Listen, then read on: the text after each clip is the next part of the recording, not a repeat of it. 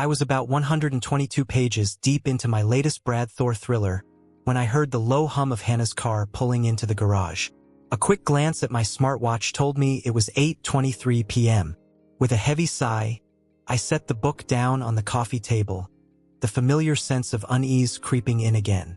This was the fourth evening that week my wife had come home late.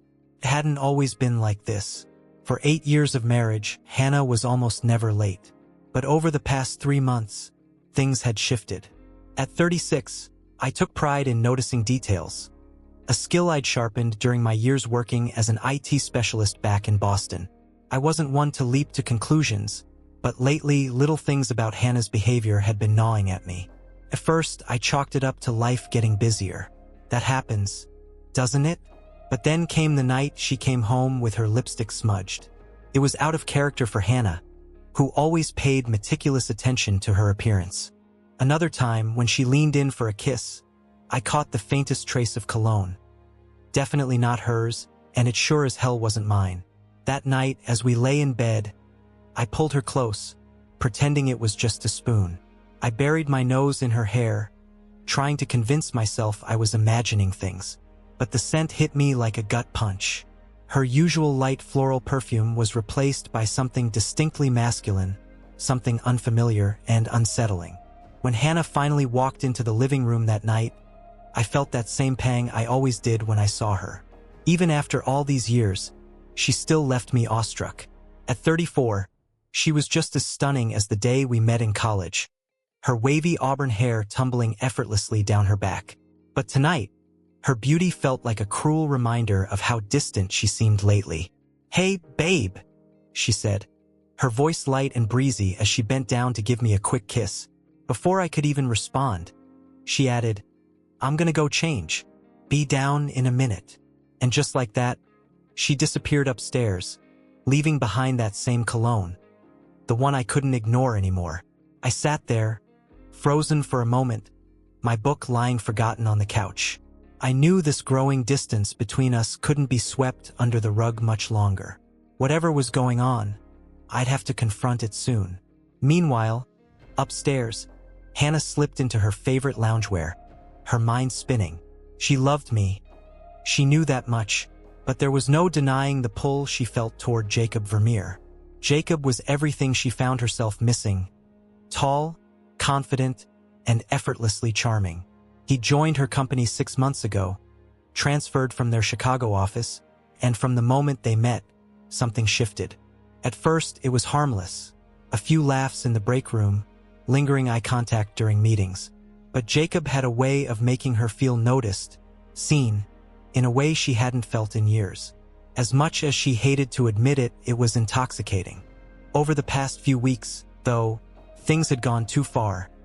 Private lunches, after-work drinks, late-night texts that crossed every line they shouldn't. Downstairs, I replayed the moments that hadn't sat right with me. The easy conversations Hannah and I used to share felt strained now, her attention constantly drifting to her phone. And Jacob? She used to mention him often when he first started, a brilliant new VP with big ideas. Lately, his name had vanished from her stories, and that silence spoke louder than words. A few nights ago, over dinner, I decided to test the waters. "That new guy at your office, Jacob, right? He's still around?" I asked, keeping my tone as casual as I could. Hannah looked up sharply, her fork pausing midair. "Yeah. Why? You used to talk about him a lot. Now it's like he disappeared," I said, my eyes watching her closely. Her cheeks flushed, and she fumbled for an answer. "He works in a different department now. We don't really interact much." I nodded slowly, letting the lie sit there between us. There wasn't any point in pressing her right then, but in my gut, I knew the truth was becoming harder to deny. 2 weeks later, after yet another late night at the office, Hannah approached me as I sat on the couch. My book was open in my hands, but I hadn't read a word. She lingered in the doorway, her hands fidgeting nervously before she finally spoke. "Ethan, can we talk?" I glanced up from my book, my brow knitting together in confusion. "Yeah, sure. What's on your mind?" Hannah stepped closer, her voice unsteady as she began. I need a hall pass this weekend. For a moment, I was sure I'd misheard her. A hall pass, I repeated, my tone deliberate, each word carrying weight.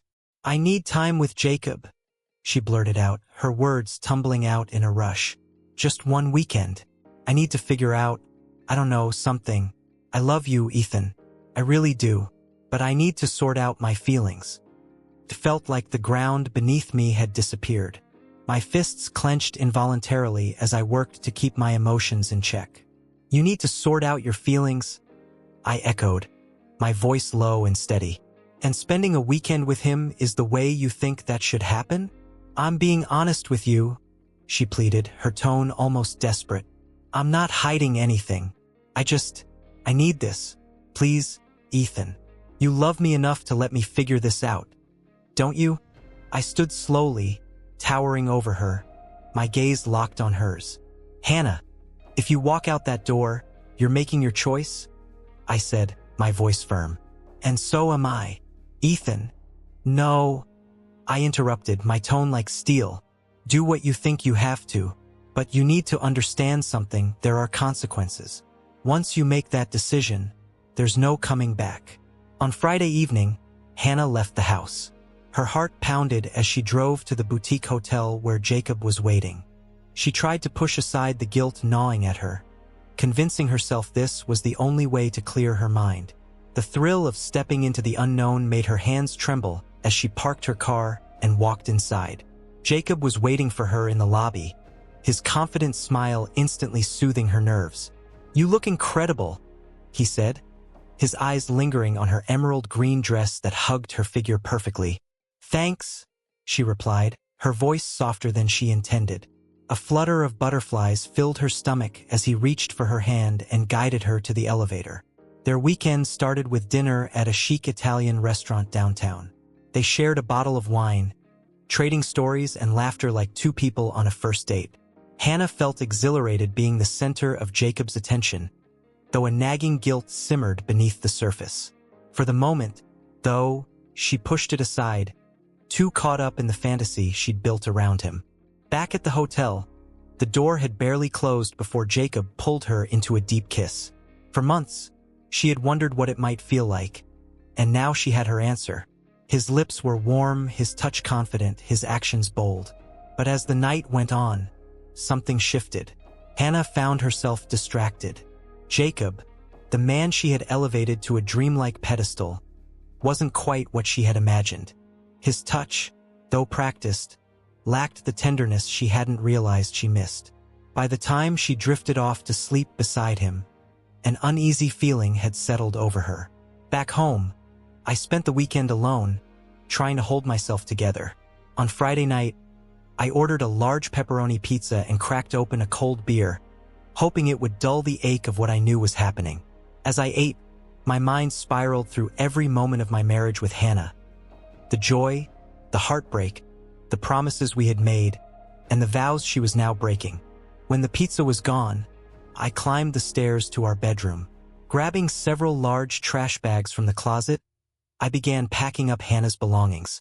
Her clothes were shoved in haphazardly, but her jewelry and sentimental items were placed carefully into a box. By the time I finished, the bags and boxes were stacked neatly by the front door. The bedroom felt hollow and unfamiliar, but I was resolute. This wasn't a decision made in anger. It was survival. The next day, I wandered through the Boston Public Garden for hours, letting the crisp autumn air clear my mind. I sat on a bench overlooking the pond, watching as families strolled by, children chasing leaves and laughing. I thought about the life Hannah and I had once dreamed of, a house, kids growing old together. That vision was gone now, shattered by the choices she had made. On Saturday night, Hannah lay wide awake in the hotel bed next to Jacob. His arm rested lazily across her waist as he slept soundly, oblivious to her turmoil. She stared up at the ceiling, her thoughts a tangled mess. The thrill she had expected to feel wasn't there. Instead, an empty hollowness filled her chest. Jacob was everything she thought she wanted. Handsome, charming, attentive. Yet, something vital was missing. Her mind wandered back to Ethan. She thought about his quiet strength, the way he always supported her ambitions without hesitation, and how he'd never once failed to put her happiness above his own. A pang of regret hit her like a blow to the chest. She was beginning to understand the enormity of what she had risked, all for a fleeting moment of excitement. The next morning, Jacob kissed her goodbye in the hotel parking lot. "Let's do this again sometime," he said with a casual wink. Hannah forced a weak smile but couldn't bring herself to reply. As she drove home, the weight of her choices bore down on her, heavy and unrelenting. She rehearsed the words she would say to Ethan, convinced she could make him understand. He had always loved her. Surely he could forgive her. Couldn't he? When she stepped into the house, the silence hit her like a wall. Ethan was in the living room, sitting stiffly with his eyes on the TV, though it was clear he wasn't really watching. Near the front door sat a pile of bags and boxes. Her stomach sank at the sight. "What's all this?" she asked, her voice trembling. Ethan didn't even look her way. "Making it easier for you to leave," he said flatly. "Ethan, please," she started, stepping closer. "It was just one weekend. I was honest with you. I told you what I was doing. You told me you were going to betray me." Ethan snapped, finally turning to face her. "You think that makes it better? You think saying it out loud means it wasn't cheating? It wasn't like that," she said, tears streaming down her cheeks. "I needed to figure out how I felt. And now you know," Ethan replied, his voice cold. "I hope it was worth it. Don't do this," she begged, her voice breaking. "We've been through so much together. You can't just throw it all away over one mistake." Ethan rose from the couch, his gaze piercing. "You threw it away, Hannah. The second you chose him, you ended us. I'm not throwing anything away. I'm walking away from someone who doesn't respect me or our marriage." Hannah collapsed onto the couch, sobbing uncontrollably as Ethan turned and walked upstairs. Only then did she truly realize the depth of her mistake. She hadn't just risked their marriage. She had destroyed it. The next morning, Hannah woke up in the guest room, her eyes swollen and her head pounding. The bags and boxes by the front door remained untouched, a stark reminder of just how far her life had unraveled in one weekend. She made herself a cup of coffee, the silence of the house pressing down on her. Her mind raced as she tried to think of ways to salvage what was left of her marriage. Ethan hadn't come downstairs yet, but she knew he was awake. She could hear the faint sound of the shower running upstairs. At work, things were no better. News of her weekend with Jacob had spread like wildfire. It started with hushed whispers in the break room, but soon the stares and barely hidden smirks became impossible to ignore. During lunch, her closest friend at the office, Laura Monroe, approached her cautiously. "Hannah, you know I care about you," Laura said softly, sitting across from her.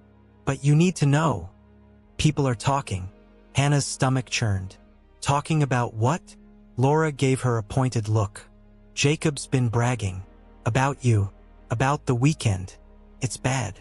Hannah felt the blood drain from her face. "What exactly is he saying?"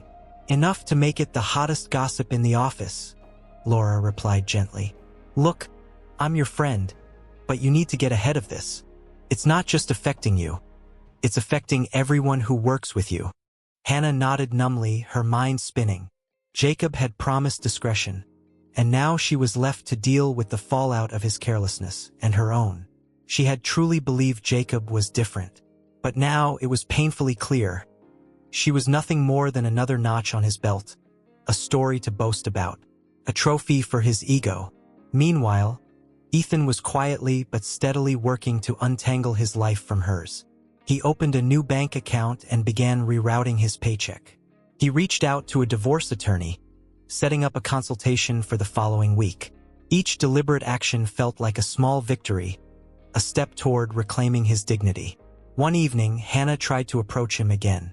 Standing in the doorway of the living room, she watched him half-heartedly follow a basketball game on TV. "Ethan, please," she said, her voice trembling. "I know I hurt you, but I'm sorry. I love you. Can't we at least try counseling?" Ethan didn't take his eyes off the screen. "Counseling won't fix this, Hannah. How can you be so cold?" she asked, her voice cracking under the weight of her emotions. "We've been together for 8 years. Doesn't that mean anything to you?" Finally, he turned to face her. His eyes, calm but unwavering, met hers. "It did, Hannah. It meant everything to me. That's why this hurts so much. But you can't come back from something like this. You didn't just betray me, you destroyed the trust we built together. And I can't live like that." As tears streamed down her cheeks, Hannah realized Ethan wasn't shouting or filled with anger. He was simply done. At work, Jacob's arrogance began to catch up with him. His behavior with Hannah hadn't gone unnoticed, and word of his indiscretions soon reached HR and upper management. Hannah wasn't the only woman he'd pursued, and complaints about him began piling up. Within a month, Jacob was quietly transferred back to the Chicago office, his reputation in shambles. Hannah's own career took a hit. Although she kept her job, the humiliation of being the center of office gossip made each workday unbearable. When her manager suggested a transfer to the company's Charlotte office, she jumped at the opportunity to start over. A few months later, Ethan's life took an unexpected turn. On a brisk Saturday morning, he met Claire Mitchell at a farmer's market in Boston. Claire, a 33-year-old elementary school teacher with warm hazel eyes and a laugh that seemed to brighten the air, had recently moved to the city. They struck up a conversation over their shared appreciation for fresh produce and good coffee. Claire was nothing like Hannah. She was down-to-earth, kind, and genuinely curious about Ethan's story. Over the following months, their connection grew, rooted in mutual respect and the shared experience of rebuilding after heartbreak. In Charlotte, Hannah lived a quieter, more solitary life. Her weekends were often spent alone, reflecting on the choices that had led her there. She missed Ethan in ways she struggled to articulate, but deep down, she knew it was far too late to repair the damage she had caused. One evening, as she aimlessly scrolled through social media, a photo of Ethan appeared on her feed. He was at a community event with Claire, their arms wrapped around each other, smiles radiating happiness. Hannah closed her laptop, tears spilling down her face. Once, she had that joy, that kind of love, and she had thrown it all away for something fleeting. She finally understood what Ethan had meant when he said actions had consequences. Hers were permanent. A year later, Ethan and Claire were married in an intimate ceremony surrounded by close friends and family. Their life together was filled with love, laughter, and the mutual respect Ethan had longed for. 2 years later, they welcomed their first child, marking the start of a new and joyful chapter. For Ethan, it was a fresh beginning. The life he had once envisioned with Hannah, but now shared with someone who valued and cherished him. As for Hannah, her path took a different turn. She eventually remarried, but her second marriage ended in betrayal. This time, she was on the receiving end of infidelity, and for the first time, she fully grasped the pain she had inflicted on Ethan. Approaching her 40s, Hannah made a vow to herself. She would live a life of integrity, even if it meant facing the future alone.